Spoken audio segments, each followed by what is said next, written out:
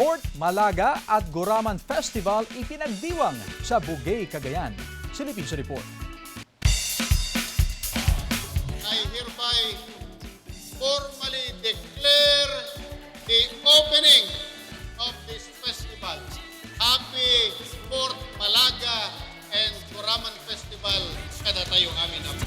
Makulay, enggrande at punong-puno ng kasiyahan. Ganyan ipinagdiwang ang ika-4 na Malaga and Guraman Festival sa Bugay, Cagayan. Umabot sa 2 toneladang malaga ang sabay-sabay na inihaw ng mga lokal at mga turista. Nagluto rin ng iba't ibang putahe. Main course ang malaga at guraman o ang gulaman dagat. Tampok din sa kapistahan ang makulay na street dancing competition, maging ang search for Miss and Mr. Bugay. Kabilang din sa mga aktibidad ang tree planting at libreng medical check-up.